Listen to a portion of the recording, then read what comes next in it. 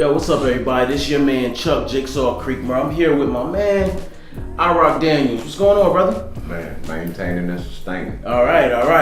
Now, what y'all don't know is that Iroc has produced and created a film called The System.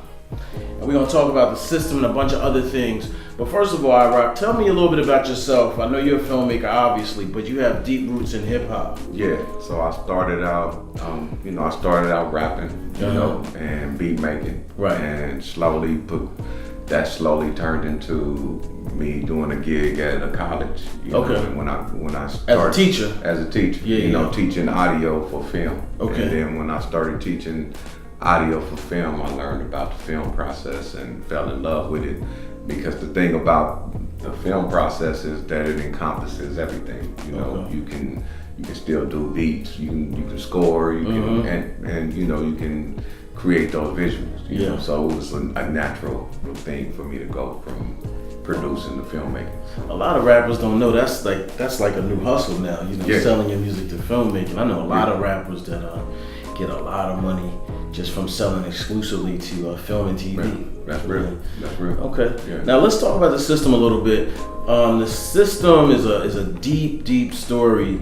Why don't you give people a bit of a synopsis on the film and the story about the movie? So the system is shot from perspectives. So it's the perspective of a police officer and it's the perspective of a family. Okay. So there's a lot of things that happen that you don't see. You don't never see on the news. A family got to pick out their casket. The first time that the officer comes in contact with the family and what he's saying in the patrol car versus what's actually happening. Okay. And so with this case, there is a little boy. He's a deaf boy. He can't hear the command. And there's an officer that's going through some mental issues. He's going through the mental issues, but he's hiding. He's hiding from the public. And it culminates into the kid getting killed. And then after that, it's just chaos. Okay. Now, according to what I've been told, some of this is rooted in some reality. Is that the case? Or? Yeah, there is some things that are true, but most of it is fiction. Okay, got it. Now, we're in an environment where, we're under an administration that's very overtly pro-police. Some would say anti-black, anti-people of color. There's mass chaos in the streets. We're feeling like it's a civil war that's bubbling up. Where does this film fit into all that? Well, the thing about it is that the officer, from his personal viewpoints, are like maybe about 50% of America, which means that they're anti-Muslim, anti-everything. All of a sudden, like you've never seen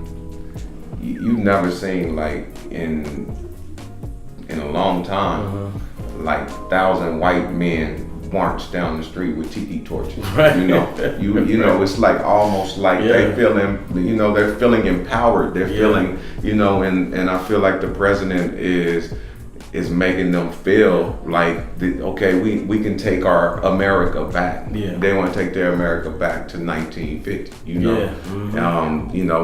Make America great again. These slogans, and so what the film does is processes that through an individual that believes like that. He's on the side of like build a wall. People taking away our American jobs, so that's his perspective, and so you see this through the film. Right now we're in almost like a renaissance of filmmaking for people of color. Right. Not just black people, but Indian people, Latinos, Latinas, and others as well. But specifically, this reminds me of sort of like a classic. I haven't seen the movie, just obviously, but the Spike Lee genre early on in his career. Like Do the Right Thing, movies like that. It's funny you say that because it was 3 years ago. It was the 25-year anniversary at Best Buy. So that weekend, I wrote this film that weekend. I was in New York. Really? Yeah, I wrote that film. I went to Bed-Stuy. So my sister lived in Brooklyn at the time. and we ended up going as a family. We just went to Bed-Stuy, and it was just loud, and it was a lot of stuff happening.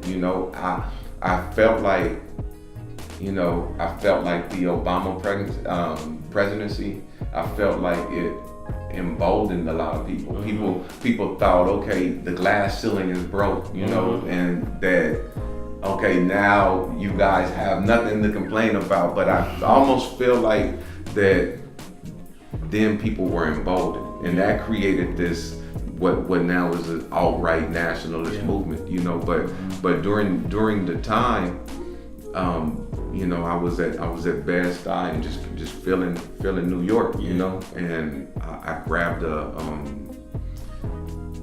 my computer and I wrote like 96 pages. I also had just read Michelle Alexander's New Jim Crow.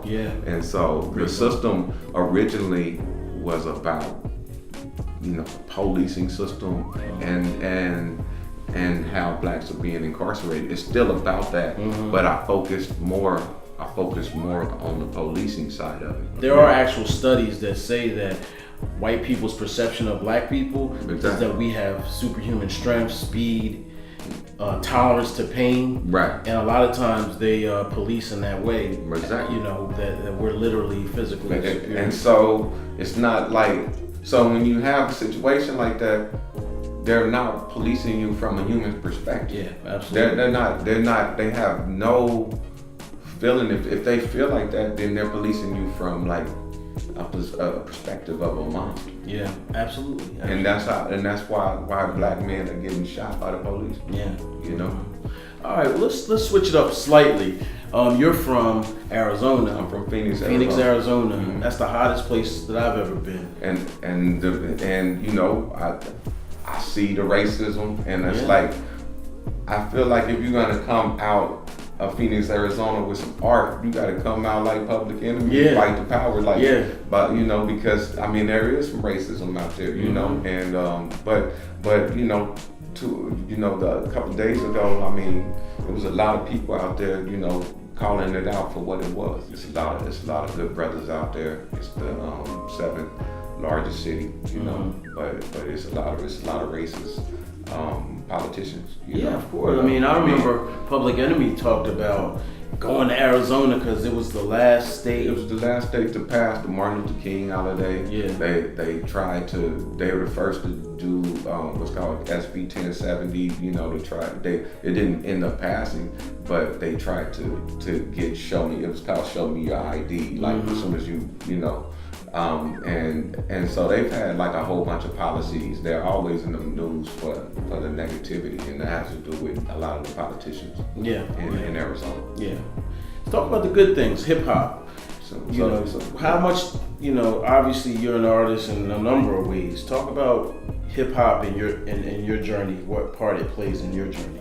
Well, as far as like the movie goes, I did a lot of the beats, and I have a son that raps. And so the movie is basically about fatherhood, generational fatherhood, and it's about a brother trying to create generational wealth for his son. Right.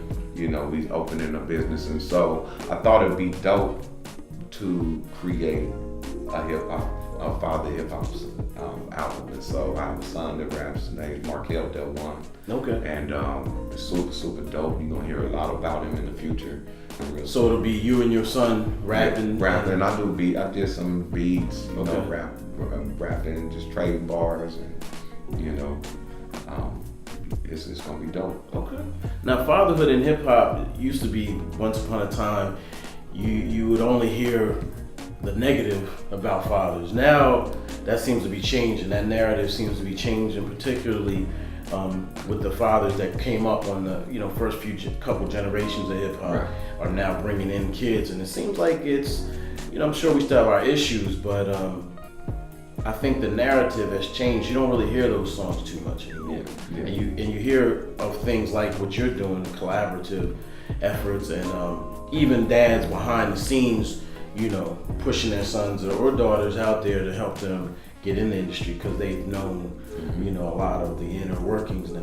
Right. Do you feel like that narrative is changing? Yeah, definitely. Me as a father, I was a single father. I got my son when he was 10. And Yeah. I mean, it's always really been like that. Like I mean, behind the scenes, like hip hop fathers love their kids. You know, it's always really just been like that. Yeah, you know, yeah. but it's just what is perpetuated by the media.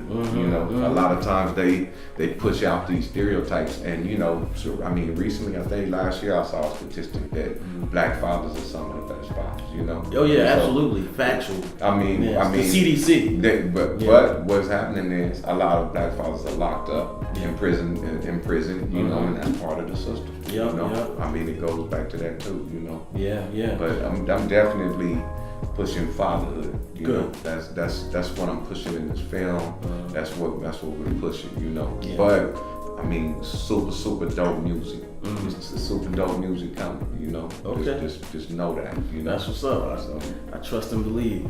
Now, last question.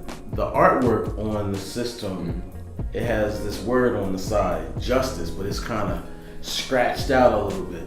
You can still read it, but it's definitely etched out. What are your thoughts on justice in this system that we're here in now in America? When you're privatizing a prison system and you can house that inmate for, let's say, $10,000 and you get $50,000 profit from each inmate after you pay out your employees, then that's a business. You know?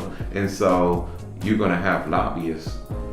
You're gonna have lobbyists that lobby Congress to pass tougher penalties. You know, I almost feel like, I just feel like that, man.